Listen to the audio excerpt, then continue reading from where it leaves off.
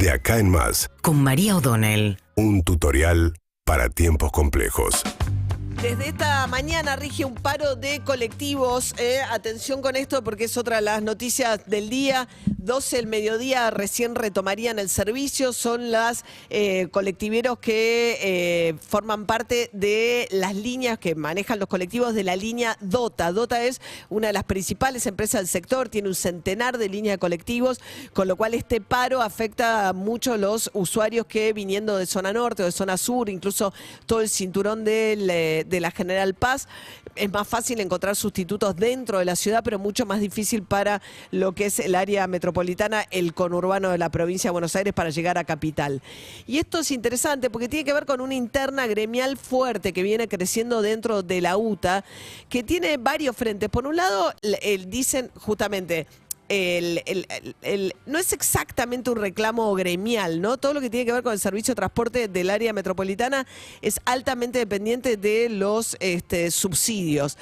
En el caso de la línea DOTA, tiene una alianza, dicen los de la interna sindical, muy grande con el líder sindical que le está disputando a Fernández la conducción del gremio de la UTA. Por ahí ustedes se acuerdan, cada 2 por 3, últimamente hace unos años, desde que rompieron Bustunduy, que es el que le disputa la interna a Fernández, desde que rompieron en el 2018 hubo una serie, incluso la toma un poco violenta de uno de los sindicatos, de las sedes del sindicato, hubo una serie de situaciones en las cuales este conflicto viene creciendo. Ahora lo que dicen es que en las elecciones en las que finalmente Fernández logró volver a ganar como conductor de la UTA, hubo fraude y entonces este reclamo tiene mucho más que ver con eso.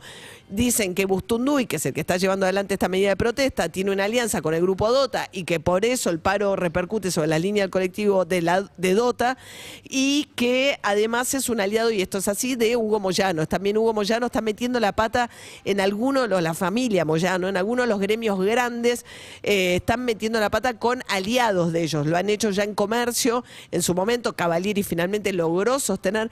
Pasa también que estos dirigentes sindicales, que muchos gremios, parece mentira, pero son los mismos desde la vuelta a la democracia.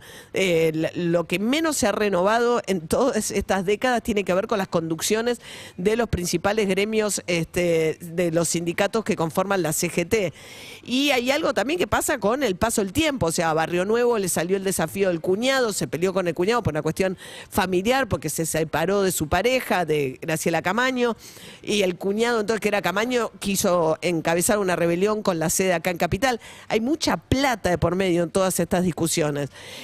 A Cavalieri casi tuvo que ir a una elección muy competitiva, que a él le fue difícil de ganar, pero terminó ganándola nuevamente Cavalieri, y algo de eso hay en esta discusión de DOTA en el día de hoy. Mientras que decíamos el otro tema, fuera el problema del transporte, que atención, porque ahora queda indexado, hablando del lado del usuario, a partir de que subió a 35 pesos, lo que quedó establecido es que mes a mes va a ir subiendo a la par de la inflación, con lo cual a partir del mes de abril se va a aplicar la inflación del mes de febrero, que fue del 6,6%, se va a ir cerca a los 40 pesos y va a aumentar permanentemente, que es uno de los grandes problemas de cómo hacer para frenar la dinámica inflacionaria en una economía que tenés muy indexada, es decir, que los precios se van actualizando en forma casi automática. Eso por un lado, y por otro lado el tema de Edesur. Ayer el gobierno anunció finalmente que le va a hacer una denuncia penal a Edesur por abandono de persona, por mala administración de la concesión. Hay un reclamo cada vez más fuerte de parte del cristinismo y sectores de la cámpora, que lo que piden es la estatización directa, que se le quite la concesión a la empresa italiana que tiene a su cargo Edesur. Y el gobierno ayer dijo que quieren ser prudentes. ¿Por qué? Porque es muy fácil para estas empresas que tienen unos marcos regulatorios que son concesiones de la época de Menem, muy favorables para la empresa, con muy pocas herramientas para los estados, para la regulación, se dan vuelta. Está queriendo vender en la empresa italiana y van a los juicios del CIADI, que es un organismo internacional de solución de diferencias que suele ser muy favorable a los reclamos de la empresa. Entonces, lo único que falta después del no servicio que han dado, que finalmente después terminen en un juicio millonario contra la Argentina.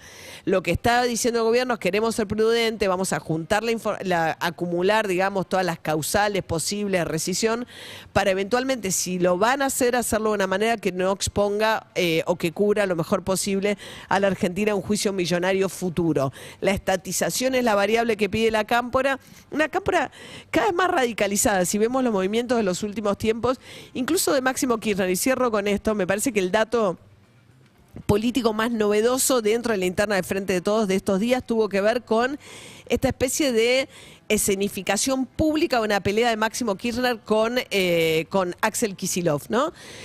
Muchas veces se confunde a Kicillof con la Cámpora, porque los dos tienen de alguna manera la misma madrina, que es Cristina Fernández de Kirchner, digamos, los dos responden a Cristina Fernández de Kirchner, pero sin embargo no son lo mismo. Y Kicillof había armado, cuando arrancó a gobernar, un gabinete armado por, él funciona con gente de su máxima confianza, que es el equipo con el que viene trabajando, incluso desde la época de la facultad, cuando estudiaba Ciencias Económicas en la Universidad de Buenos Aires. Y Máximo Kirchner siempre reclamándole que abriera ese gabinete. De hecho, así fue que terminan colocando a Martín Insaurralde, que era el intendente de Lomas de Zamora, como jefe de gabinete. Dicen que, sin embargo, nunca terminó de darle ese espacio a Kicillof y que Carlos Bianco, que era su persona de confianza, que ocupaba ese cargo y que ahora pasó a ser jefe de asesores, sigue en la práctica ocupando el mismo espacio de poder que tenía antes. Pero Máximo Kirchner lo retó público, digo, es raro, es el presidente del PJ retando al gobernador, diciéndole no hay que bajar al territorio con los integrantes de gabinete, una discusión además que ellos solo entienden, tienen que venir los del territorio a formar parte del gabinete, como diciéndole, además criticándole el gabinete que tiene. Es llamativo y tiene que ver, me parece, con lo siguiente. Si el repliegue del cristinismo, el kirchnerismo o particularmente la Cámpora va a ser sobre la provincia de Buenos Aires, cada vez le van a meter más presión a Kicillof para que esté más alineado con eso y que sea cada vez menos Kicillof y mucho más en función del próximo proyecto, que si es el repliegue sobre la provincia de Buenos Aires y el candidato va a ser Kicillof porque no tienen otro, bueno, esa interna va a estar recrudeciendo seguramente en la provincia de Buenos Aires si la única lugar de repliegue posible que le llegara a quedar a la Cámpora y a Máximo Kirchner terminara siendo la provincia de Buenos Aires.